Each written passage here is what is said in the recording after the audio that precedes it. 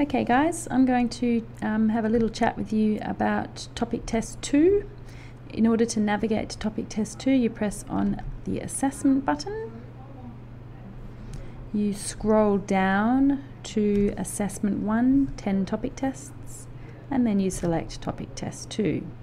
In here you will see two tests, the topic test 2 and trial topic test 2, and you will see two data files, mytopictest.sav, which is the data file you will use for the remainder of the teaching period to complete all of your topic tests, and the trial.sav data file. These are SPSS data files, and this will be used to complete your trial topic tests.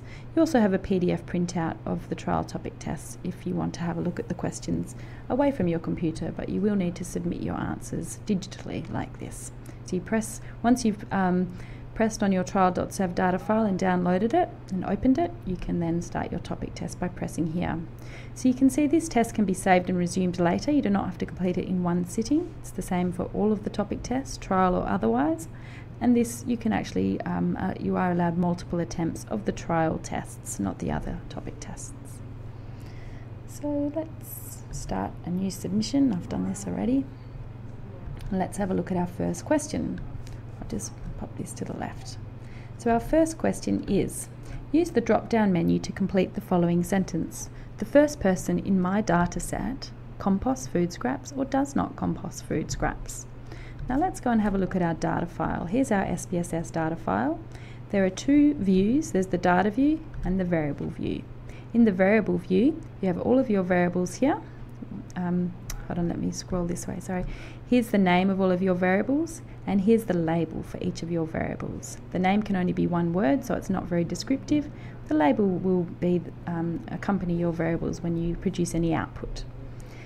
The values, for categorical variables, we need to assign values. So participants who primarily drive a car, they are assigned a value 1 for the variable travel mode. Those who primarily use the train are assigned a value 2, and those who primarily use the bus are assigned a value of 3.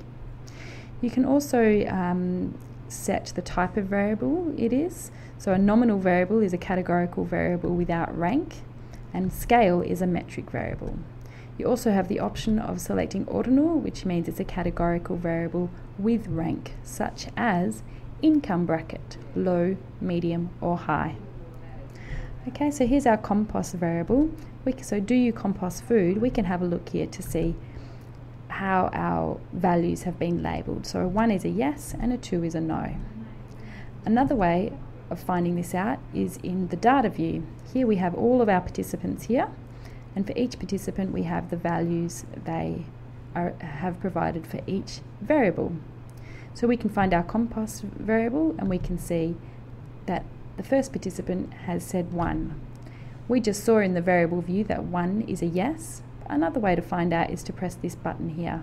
In some versions of SPSS, this button looks like a clothing label, or it might look like this. So if you press that, all the values will turn into their labels. Finally, a third way is to press this button. Not all versions of SPSS have this, and this provides a summary of all of the variables. So if you press do you compost, we can see the value labels are yes and no, and we can also see how the name and the label of the variable and the type.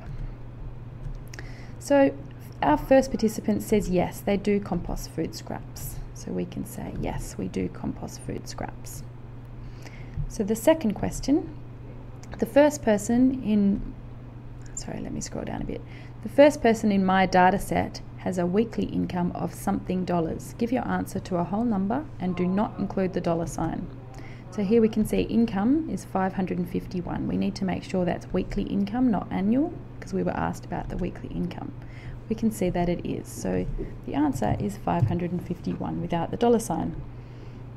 Question 3, the first person in my data set mainly travels by bus, train or car. Here we have our travel mode, and we can see it says bus. So we press bus. Question 4, population's bias in calculating proportions. I want to know what proportion of teenagers in the mythical country of Catatonia have an iPad. I randomly select 45 students who attend the prestigious Cats Ladies College and record whether or not they have an iPad. Okay, so what is the population from which this sample was drawn? So even though we are interested in all Catatonian teenagers, we have only drawn our sample from the prestigious Cats Ladies College. So the population is all students who attend Cats Ladies College. That's the population from which we have drawn our sample.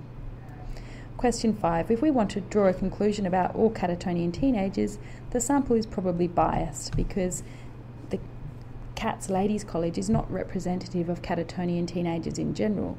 For a start, they comprise females only, not males, and it's a prestigious ladies' college, so it's not going to be representative of Catatonian teenagers from families who cannot afford to attend a prestigious college. So of the 45 students who answer the question, 43 have an iPad. What proportion of students in the sample have an iPad? Give your answer to 2 decimal places. So to find the proportion, we divide the number provided, 43, divided by the whole sample, 45, equals 0.955. To 2 decimal places, this is 0.96. We round up because it's above 0.95. It's 0.9555. If it was 0.94555, we would round down. Sorry, if it was 0.9544444, we would round down to 0.95. Question 7. From this sample statistic, what can we conclude about the proportion of Catatonian teenagers who have an iPad? We cannot say anything about the proportion of Catatonian teenagers who have an iPad because the sample is biased. This is a very high proportion of teenagers who have an iPad, and that's probably because we sampled from a prestigious ladies' college. If we sampled from Catatonian teenagers more generally, this proportion is likely to be lower. So because our sample is biased, it doesn't tell us anything about Catatonian teenagers in general. So question 8, the normal distribution. Native-born Catatonians tend to be very tall. Suppose that the heights of Catatonian men are approximately normally distributed with a mean of 205 centimetres and a standard deviation of 15 centimetres. So we know a lot about this sample already because it's normally distributed. It follows various features or characteristics of normal distributions. Complete the following sentence giving figures from lowest to highest to the nearest whole number, for example 96. 95% of Catatonian men would have heights between something centimetres and something centimetres. So we know when a distribution is normal that 95% of values will fall within 2 standard deviations of the mean. So to find the lower end of the 95% confidence interval, we find the mean and we subtract 2 standard deviations. So it's 205 centimetres minus 30 centimetres is 175 centimetres. And to find the upper end of the 95% confidence interval, we find the mean and we add 2 standard deviations and to get 235 centimetres. So question 9, while travelling in Catatonia, I met a man who was 170 centimetres tall. How many standard deviations from the mean is this man's height? Give your answer correct to 2 decimal places and include the negative sign if the height is below the mean. So for a z-score, we subtract the value from the mean. We subtract the mean from the value provided and divide it by the standard deviation. So the value of the height of this man is 170 centimetres.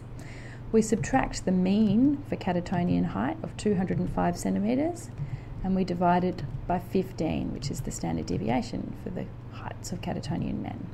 And we get a z-score of negative 2.33.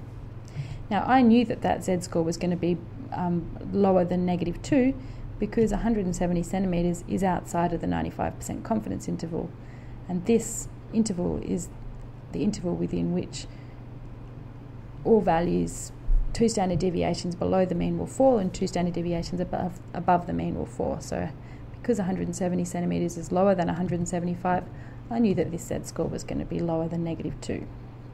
So this man's height is unusually low for a native Catatonian. So any value more than 2 standard deviations from the mean is considered unusual. If it's 2 standard deviations lower than the mean, it's unusually low. If it's 2 standard deviations higher than the mean, it's unusually high. Finally, from this we can conclude that the man is probably not a native of Catatonia. So this might seem like a leap of faith, but this is the fundamental basis of statistics.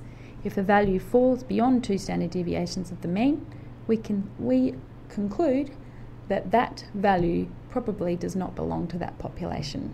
Yes, this is a leap of faith, but this is the fundamental basis of statistics. It's not about definites, it's about probability.